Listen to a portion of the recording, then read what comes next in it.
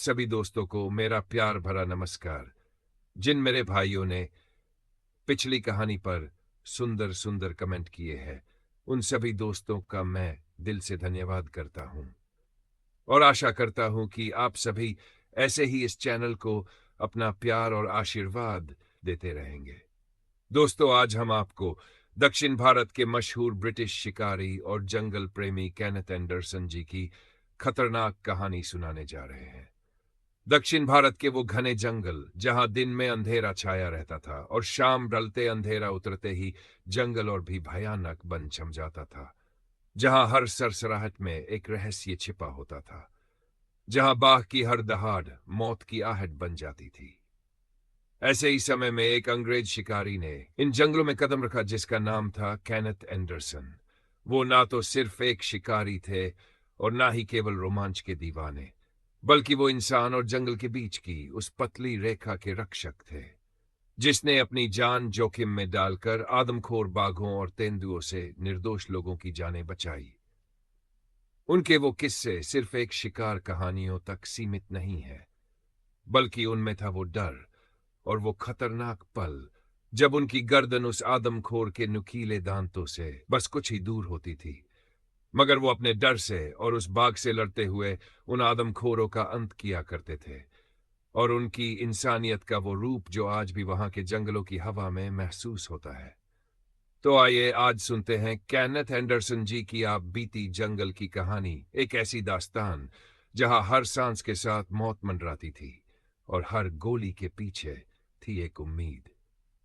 दोस्तों, आप सभी से मेरी एक विनती है कि जिन लिसनर ने अभी तक इस चैनल को सब्सक्राइब नहीं किया, वो कृपया अभी कर ले और आगे भी इन कहानियों को अपने दोस्तों और रिश्तेदारों के साथ जरूर शेयर किया करें।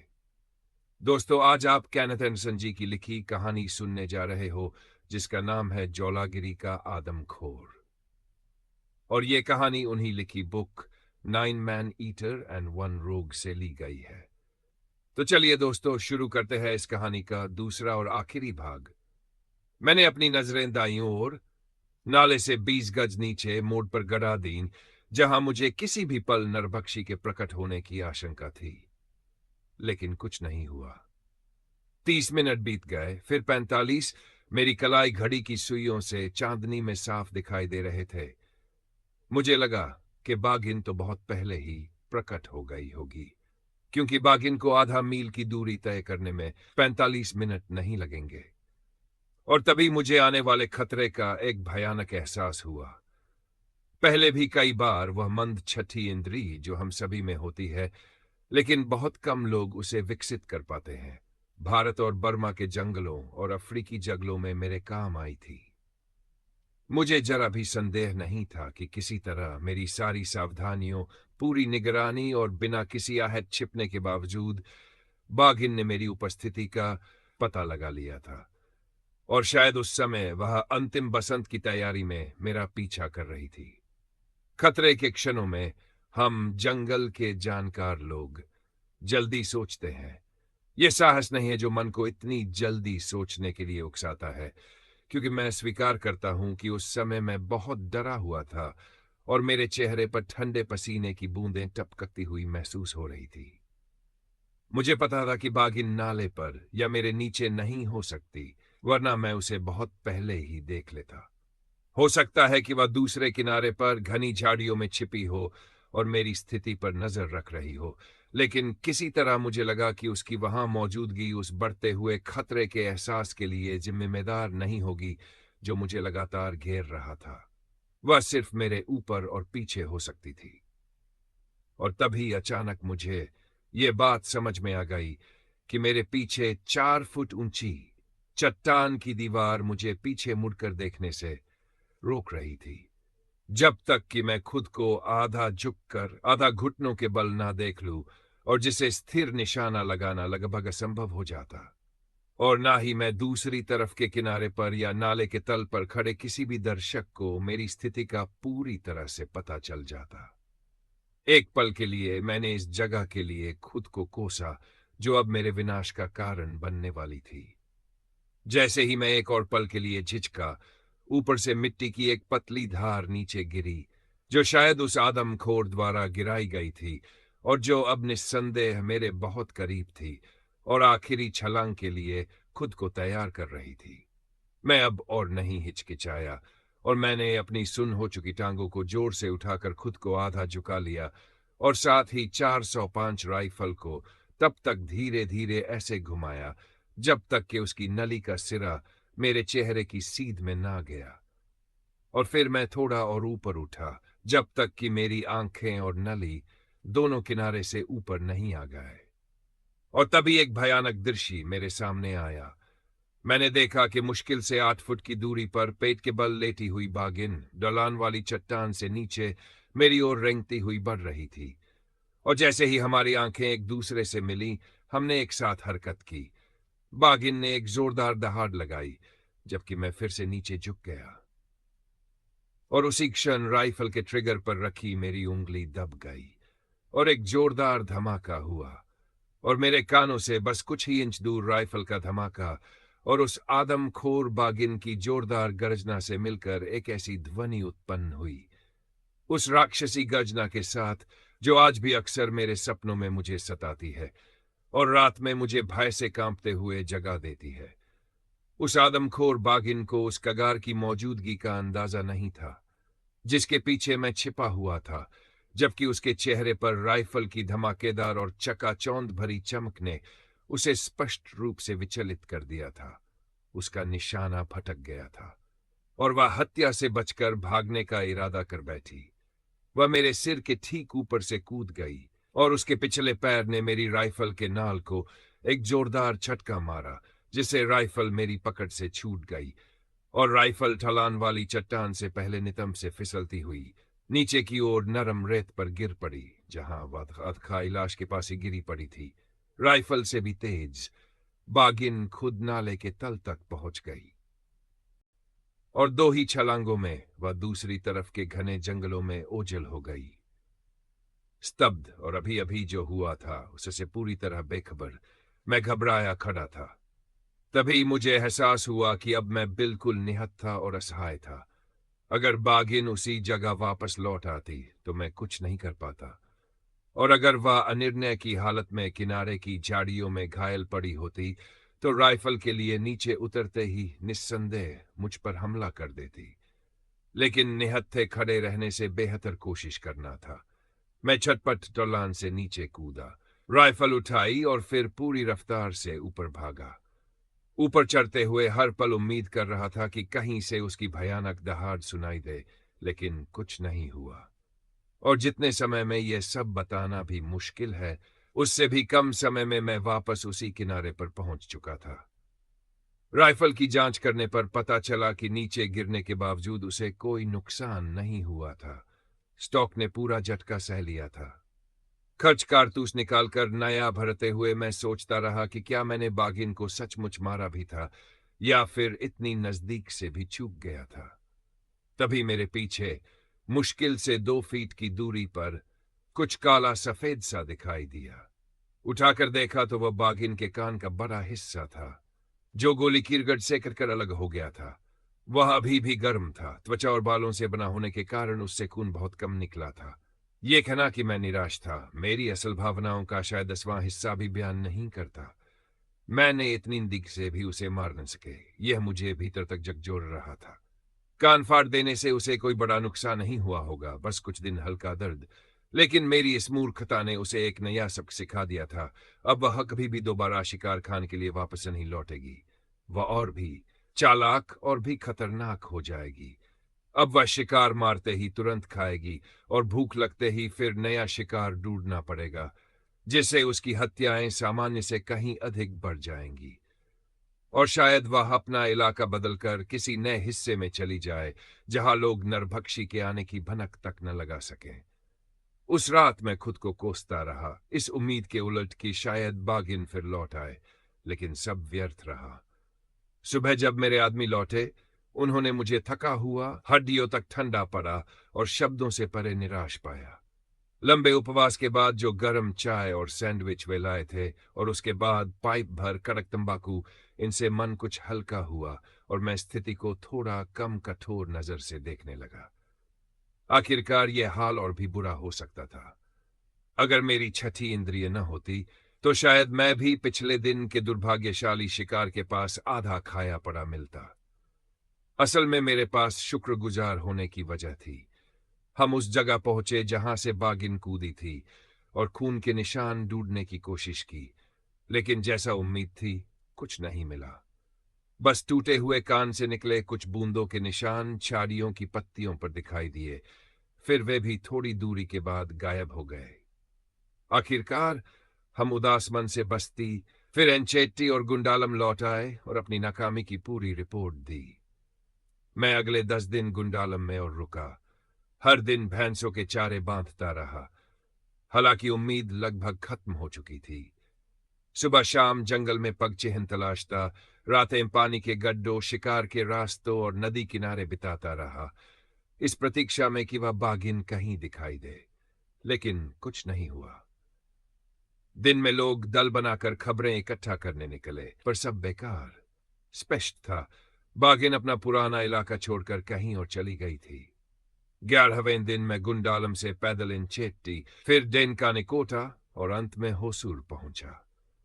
वहां अपने मित्र सब कलेक्टर को सारी घटना बताई और उससे वादा लिया कि आगे किसी भी हत्या की खबर मिले तो तुरंत मुझे बताए, क्योंकि अब मैं खुद को इन जंगलों के लोगों का जिम्मेदार समझता था। फिर मैं बेंगलोर लौट आया। 5 महीने बीत गए। सब कलेक्टर से कई पत्र आते रहे। कहीं किसी मानव भक्षी के मारे जाने की अफवाहें, कभी कोयम्बटूर जिले के पार से, कभी मैसूर राज्य से, कभी और दूर से। और तभी वह खबर आई जिसे मुझे डर भी था और जिसकी प्रतीक्षा भी। गुंडालम में फिर हमला हुआ था। बागिन ने अपना 8वां शिकार मार गिराया था और अगले ही शाम सुलेकुंटा मंदिर के बूढ़े पुजारी को मंदिर के द्वार से उठा ले गई थी। वह पुजारी जो 40 वर्षों से उस मंदिर की सेवा कर रहा था। पत्र का अंत एक ही वाक्य पर हुआ, तुरंत आइए। ऐसा निमंत्रण अनावश्यक था, क्योंकि मैं पहले से ही सबसे बुरी खबर के लिए तैयार था। 2 घंटे में मैं जौलागिरी के लिए निकल पड़ा। वहां पहुंचकर मुझे सौभाग्य मिला कि मुझे तीर्थयात्रियों के एक दल से बात करने का मौका मिला, जो सुलेकुंटा मंदिर के वृद्ध पुजारी की मृत्यु के लगभग प्रत्यक्षदर्शी थे। ऐसा प्रतीत होता है कि कुछ लोग तीर्थयात्रा पर गए थे और जैसे ही वे मंदिर के पास पहुंचे, एक बाघ की धीमी दहाड़ सुनकर भयभीत हो गए, जो लगभग 30 गज दूर उगे एक विशाल पीपल के पेड़ की जड़ों से जंगल में छलांग लगा गया। मंदिर में शरण लेने के लिए भागते हुए वे उसे एक टेनेंडिस, एक प्रकार की महिला, पाकर आश्चर्यचकित रह गए और बाहर देखने पर वे उस वृद्ध पुजारी के शव को अपने ठीक सामने लगे। पुराने पीपल के पेड़ की जड़ों की तहों में पड़ा देखकर स्तब्ध रह गए। कुछ देर बाद और बहुत डरते डरते वे एक समूह में वहां पहुंचे तो पाया कि वृद्ध व्यक्ति पर मंदिर में या उसके बहुत पास ही हमला किया गया था और फिर उसे इस स्थान पर ले जाकर खा लिया गया था। बाघ ने अपना भोजन शुरू कर दिया था और उसने उस पतली छाती का एक हिस्सा खा लिया था जब तीर्थयात्रियों के दल उसे हिलाया था। मैंने विशेष रूप से यह पूछा कि क्या मेरे मुखबिर या उसके साथियों ने बाघ के कानों में कोई गड़बड़ी देखी है, लेकिन स्पष्टतः वे सभी इतने भयभीत थे कि उन्हें कोई दोष नजर नहीं आया। मैं अपने 3 लोगों के दल के साथ सुलेकुंटा की ओर दौड़ा और शाम डलते डलते वहां पहुंचा। मुझे स्वीकार करना होगा कि यात्रा के आखिरी 2 मील बहुत ही कष्टदायक रहे। 2 खड़ी ढलान वाली पहाड़ियों के बीच एक घाटी से गुजरते हुए जो बांस से घनी थी। लेकिन हमने न तो कुछ सुना और नहीं देखा, सिवाय एक अकेले हाथी के अचानक चिंगाड़ने के, जो कुछ समय से इन इलाकों में रहता था और तीर्थयात्रियों के लिए काफी परेशानी का सबब बना हुआ था। और अगर वे छोटे छोटे समूहों में होते तो उसे पीछा करने में मजा आता था। लेकिन वह एक अलग कहानी है। ठीक से डेरा डालने का समय नहीं था, इसलिए हमने मंदिर के सुनसान सामने वाले हिस्से में ही सोने का फैसला किया। एक ऐसा कदम जिसे मैं और मेरे अनुयायी सामान्य परिस्थितियों में करने से इनकार कर देते। लेकिन रात हो जाना और एक नरभक्षी की निकटता सभी शंकाओं और सिद्धांतों को ध्वस्त कर देती है। मैं भरी हुई राइफल के साथ पहरा दे रहा था। जबकि मेरे 3 आदमी आसपास पड़ी झाड़ियों और सड़ी हुई लकड़ियों को इकट्ठा कर रहे थे ताकि हमारी गर्मी और सुरक्षा के लिए आग जला सके, क्योंकि इस मौके पर चांद नहीं निकला था और जल्द ही अंधेरा हो जाएगा। ऐसी परिस्थितियों में मंदिर के पास से गुजरने की उम्मीद में नरभक्षी के लिए उठकर बैठने की कोशिश करना बेहद खतरनाक और व्यर्थ होता। जल्द ही हमारे पास एक तेज आग धधक रही थी, जिसके भीतर हम बैठ गए। घने जंगल की रात से दूर, जहां आसानी से 2 फीट की दूरी पर वह हत्यारा जो हम सबसे अनजान था छुप सकता था। ध्यान से सुनते हुए हमें कभी कभी सांबर की गहरी घंटी जैसी आवाज सुनाई देती थी और मैं हिरन की कर्कश आवाज सुन पाता था, लेकिन ये आवाजें लगातार नहीं सुनाई देती थीं, जिससे पता चलता था कि जानवर भारतीय जंगल के राजा जैसे किसी बड़े दुश्मन से अनावश्यक रूप से भयभीत नहीं थे। आधी रात के बाद हमने 2-2 की टोली में एक बार में 3 घंटे पहरा देने का फैसला किया और मैंने अपने एक साथी के साथ पहली बारी लेने का फैसला किया। बाकी 2 जल्द ही सो गए। हालांकि उसके बाद कुछ भी अप्रिय नहीं हुआ। तथ्य यह है कि अकेला हाथी जो आग की अचानक झलक पाने के लिए पर्याप्त निकट आ गया था, एक बार फिर तुरही बजाई और भाग गया।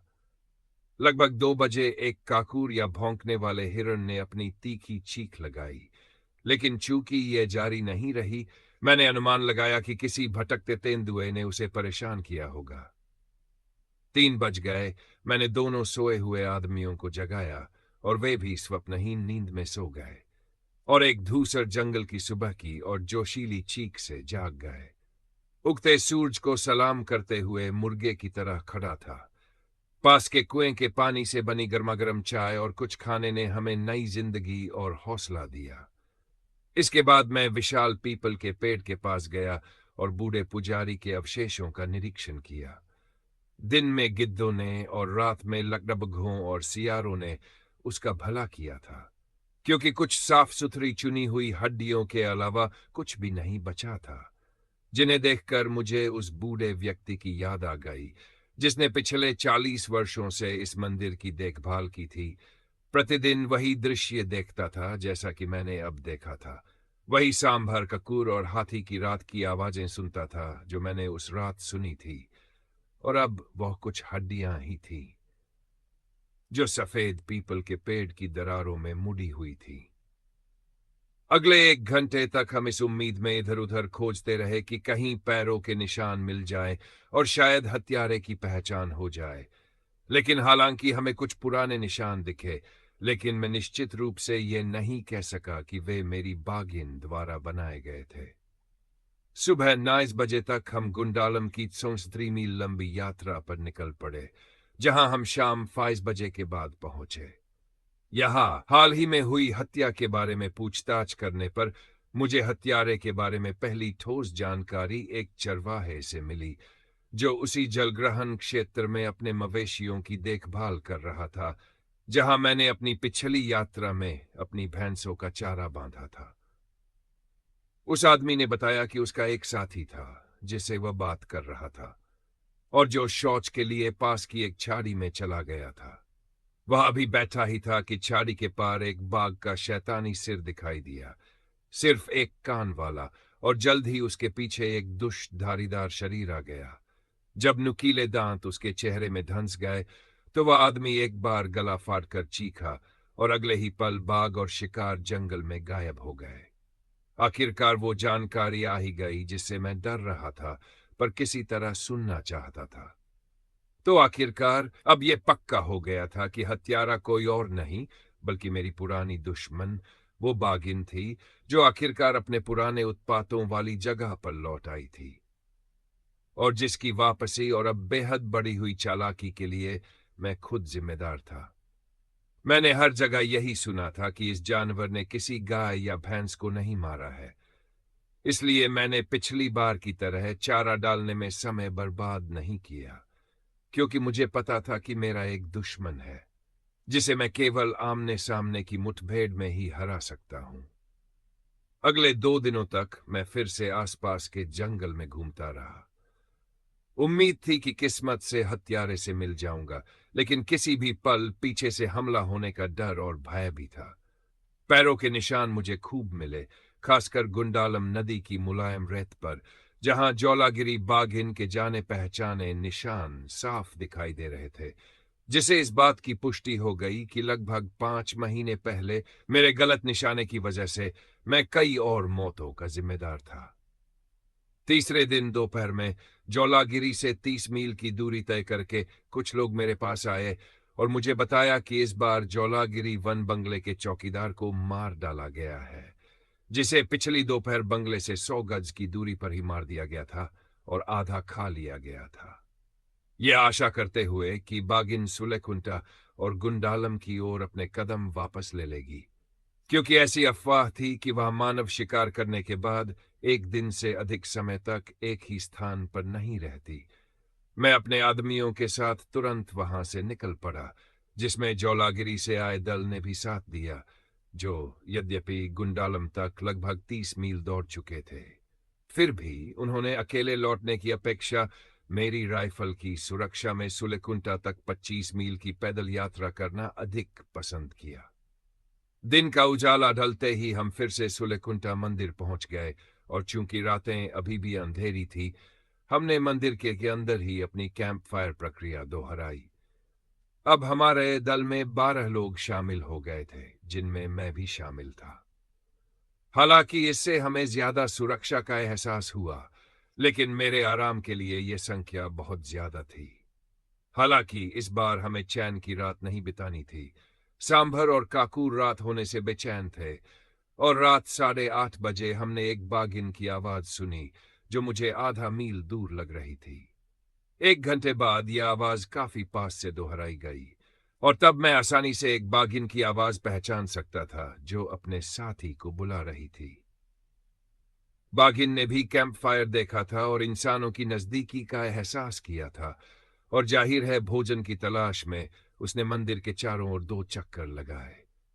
उसकी बार बार की संभोग पुकार के बीच बीच में प्रत्याशा की स्पष्ट रूप से सुनाई देने वाली गुरगुराहटें भी सुनाई दे रही थीं।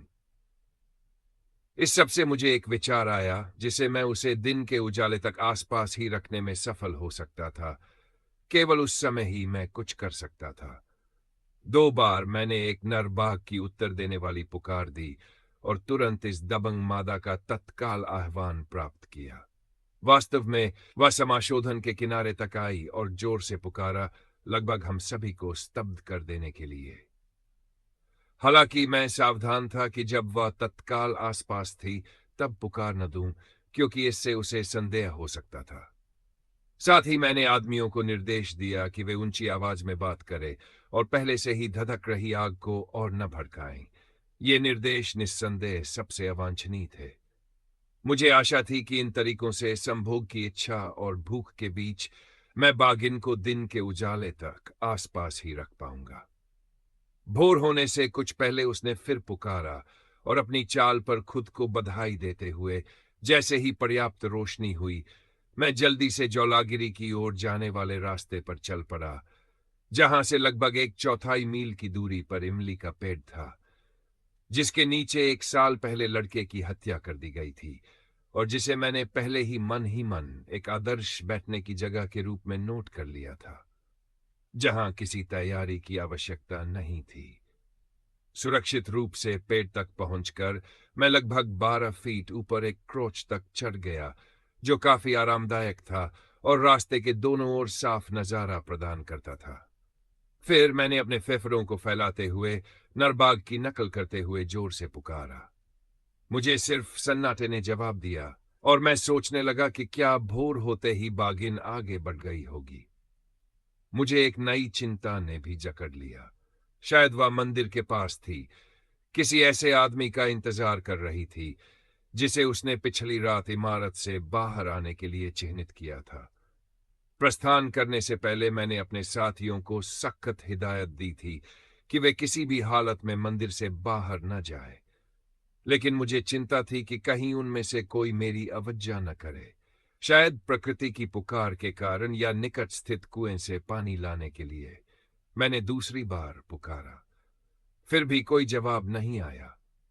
थोड़े अंतराल के बाद और अपने फेफड़ों को पूरी तरह फुलाकर मैंने फिर पुकारा। इस बार मैं सफल रहा, क्योंकि मेरी आवाज बीच के जंगल में पहुंच गई और बागिन ने उसे सुन लिया, जिसने मंदिर की दिशा से तुरंत उत्तर दिया। मेरा अनुमान सही था। वह धूर्त जानवर वहां भोजन की तलाश में गया था। कुछ मिनटों के बाद मैंने चौथी बार आवाज लगाई और बाघिन ने फिर से उत्तर दिया। मुझे ये जानकर बहुत खुशी हुई कि वह अपने साथी की तलाश में मेरी ओर आ रही थी, जिसके बारे में उसने सोचा था कि वह मेरा इंतजार कर रहा है। मैंने 2 बार और पुकारा। मेरी आखिरी पुकार का जवाब मुश्किल से 100 गज की दूरी से मिला। राइफल को सीधा करते हुए मैंने निशाने पर नजर डाली और रास्ते में लगभग 25 गज दूर एक जगह पर नजर डाली। मुझे लगा कि उसे बीच की दूरी तय करने में 30 सेकंड से भी कम समय लगेगा। मैंने गिनती शुरू की और जैसे ही मैं 27 पर पहुंचा, बागिन अपने साथी को खोजती हुई पूरी तरह से नजरों के सामने आ गई। पेड़ पर मेरी ऊंची जगह से उसका गायब कान साफ दिखाई दे रहा था और मुझे पता था कि आखिरकार कई थकाऊ प्रयासों के बाद हत्यारा मेरी पहुंच में था। इस बार कोई चूक नहीं होगी। उसकी आगे बढ़ती गति को रोकने के लिए मैंने धीमी आवाज में कराह दी। वह अचानक रुक गई और आश्चर्य से ऊपर देखने लगी। अगले ही पल 405 की गोली सीधे उसकी आंखों के बीच धंस गई और वह बाघिन लड़खड़ाती हुई आगे की ओर गिर गई और धूल में छटपटाती हुई लेट गई। मैंने उसकी खोपड़ी के ऊपरी हिस्से में एक और गोली मारी। हालांकि ऐसा करने की कोई आवश्यकता नहीं थी। वास्तव में इस दूसरी गोली ने सिर को काफी नुकसान पहुंचाया और टैक्सीडर्मिस्ट को अनावश्यक रूप से अतिरिक्त काम दे दिया। ज्वालागिरी की खूंखार हत्यारी का अंत उसके करियर के लिए अयोग्य, एक विनम्र और अपमानजनक तरीके से हुआ था। और यद्यपि वह एक हत्यारी, मूक, बर्बर और क्रूर थी, फिर भी मुझे उसके अंत को घेरने के लिए मेरे अप्रतिस्पर्धी छल के कारण अंतरात्मा की पीड़ा ने परेशान किया। बताने के लिए ज्यादा कुछ नहीं है। मेरे 11 अनुयायी उस मरे हुए लुटेरे को देखकर बहुत खुश हुए। जल्द ही एक मोटा पौधा काटा गया, जिसके पैरों में मजबूत लताएं बंधी थीं, और हम बोझ तले लड़खड़ाते हुए ज्वालागिरी की 7 मील की पैदल यात्रा पर निकल पड़े। आदमखोर की मौजूदगी की वजह से जब तक हम गांव में लगभग दाखिल नहीं हो गए, तब तक कोई इंसान पैदल नहीं चल रहा था। फिर खबर फैली और भीड़ ने हमें घेर लिया। मैंने लोगों को अपने पुराने दुश्मन को देखने के लिए कुछ घंटे दिए, जबकि मैं कुछ दूरी पर एक पेड़ के पास जाकर बैठ गया, जहां गर्म चाय ने मुझे ताजगी दी। उसके बाद कुछ खाना और 2 आरामदायक तंबाकू के पाइप। फिर मैं गांव की ओर लौटा, जहां मददगार हाथों ने मुझे मेरी 2 सीटों वाली स्टूडेबेकर की पिछली सीट पर बागिन को बांधने में मदद की और इस सुकून भरे विचार के साथ घर की ओर अपनी यात्रा शुरू की कि मैंने अपनी गलती मान ली है और कई इंसानों की मौत का बदला ले लिया था। और दोस्तों, ये कहानी यहीं पर समाप्त होती है। लेकिन दोस्तों, खतरनाक कहानियों का ये सफर यहीं पर खत्म नहीं होता। ऐसे और खौफनाक किस्से और भयानक रातें अभी आपका इंतजार कर रहे हैं। अगर आपको ऐसे ही दिल दहला देने वाले पुराने किस्से सुनना पसंद है, तो इस चैनल को अभी सब्सक्राइब कर दीजिए और साथ ही घंटी वाला बटन भी दबा दीजिए, ताकि अगली रोमांचक कहानी सबसे पहले आप तक पहुंचे। तो दोस्तों, मिलते हैं एक और खतरनाक कहानी के साथ। और दोस्तों, तब तक के लिए आप सभी को नमस्कार और आप सभी प्यारे लिसनर अपना ख्याल रखना। और कहानी सुनने के लिए आप सभी का धन्यवाद दोस्तों, और शुभ रात्रि।